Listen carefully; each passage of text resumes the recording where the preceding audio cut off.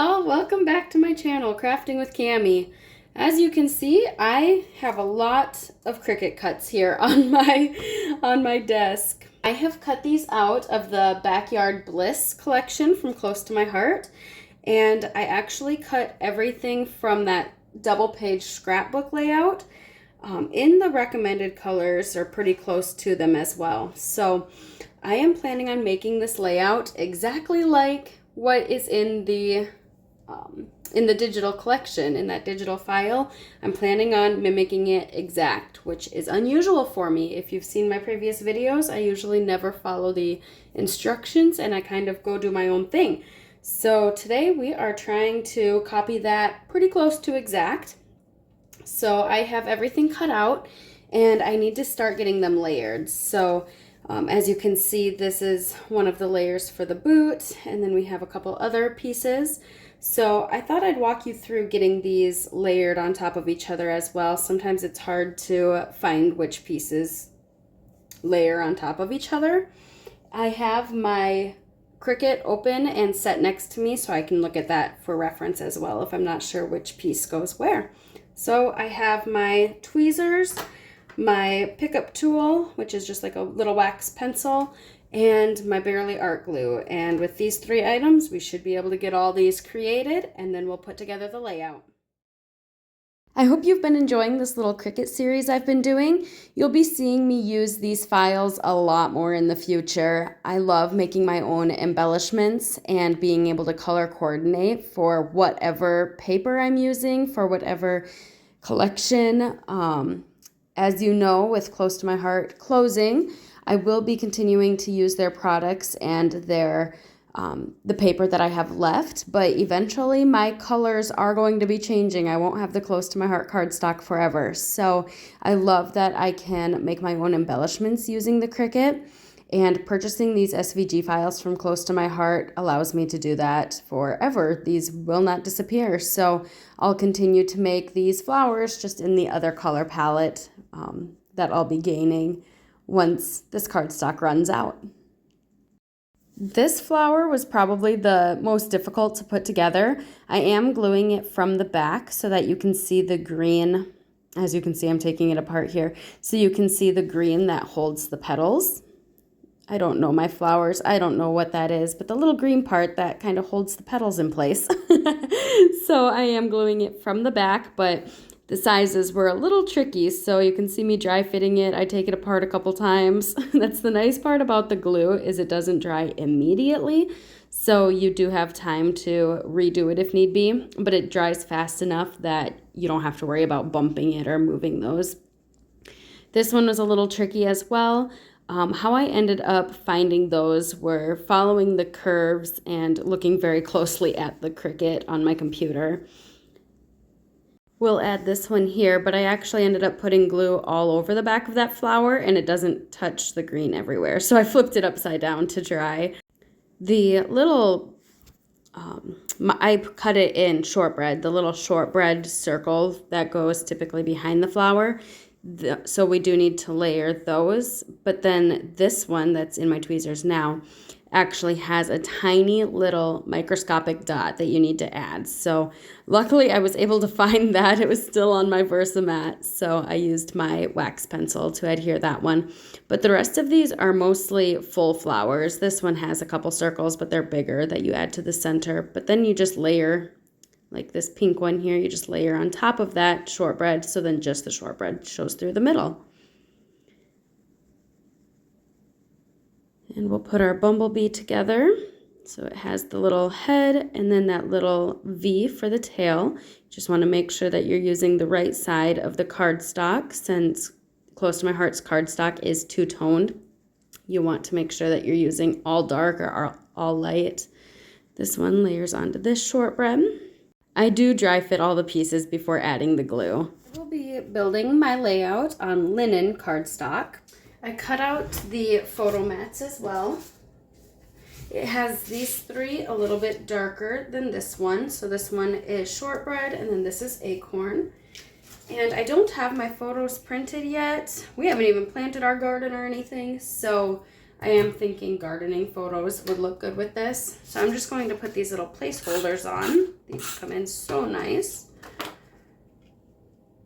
I typically print my pictures with a white background or a white border around. But in this case, I could print them without, cut them a little bit smaller and use these photo mats as the white border. I cut these in sage. So that was there. This was here. Our boot borders this picture.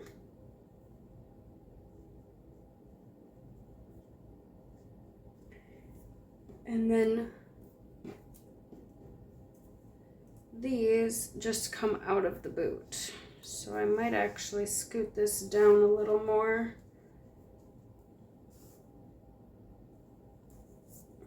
We have some hanging over the picture.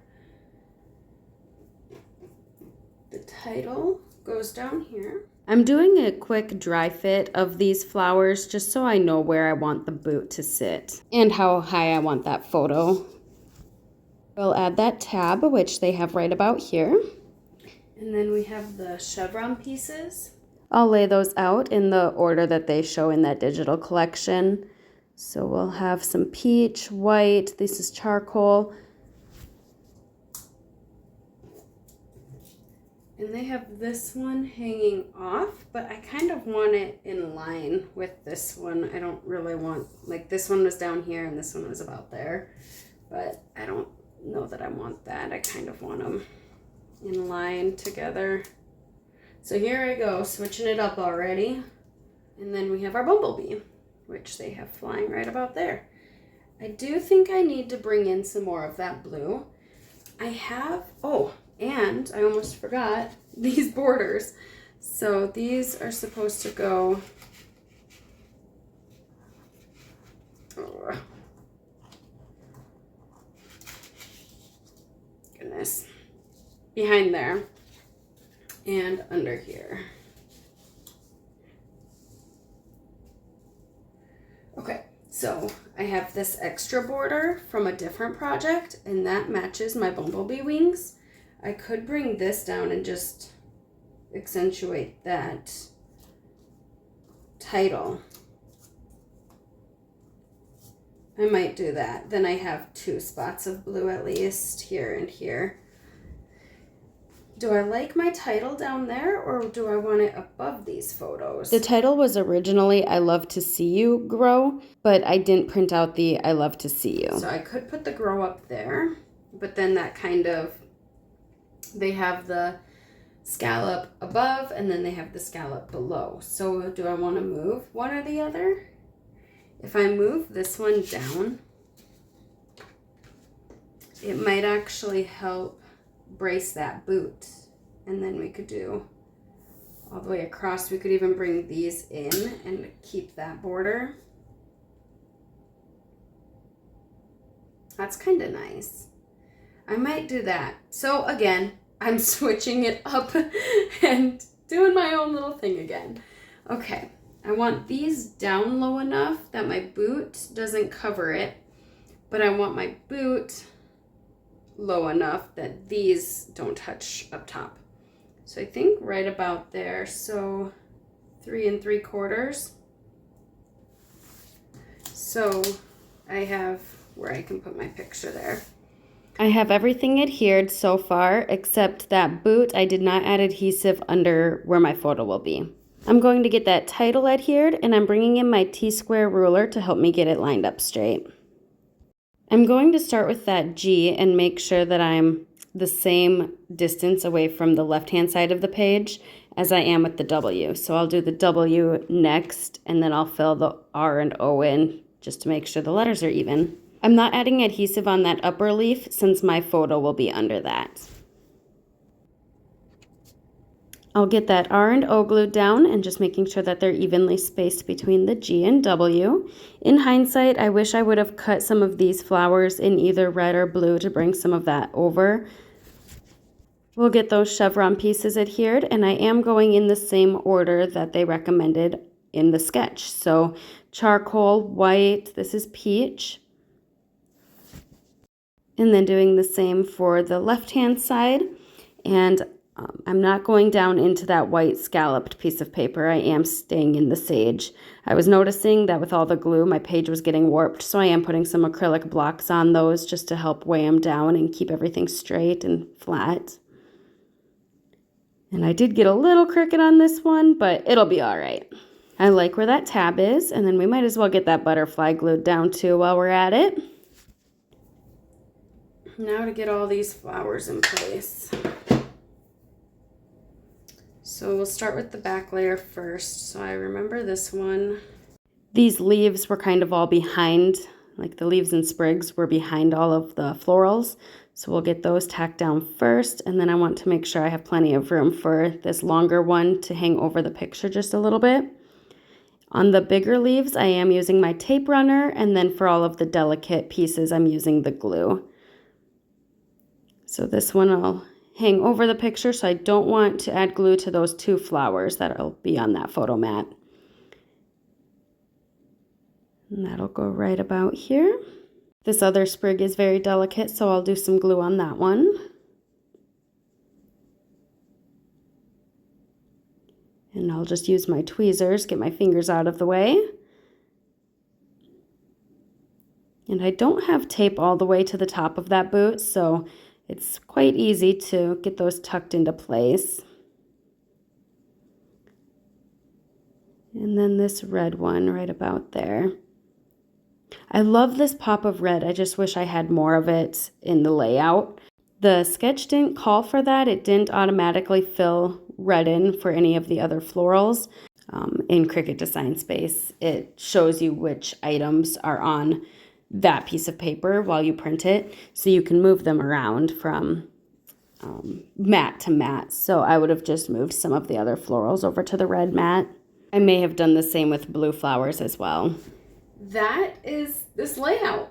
We could definitely add like more blue up here, but it does kind of tie in there. We have a lot of the same colors. I'm not sure why it only had me do one red. I almost feel like I should have done this one in red or these in red, but just to bring that over. But I don't mind just that pop of color either. It just adds some dimension into our bouquet. So I tried to follow it exact, guys. It didn't work. I moved this up. It was supposed to hang down a little bit further, which I like these in line. This is still lifted so I can get my picture underneath. Obviously I can get my pictures on these. This one's not tacked. You could add more dimension and shading to these flowers by adding some ink around the edges and doing some blending. I love this rose. I'm going to be using that a lot more. I'm really excited for spring now. It is raining as we speak, so we should get out our rain boots. Let me bring these closer here.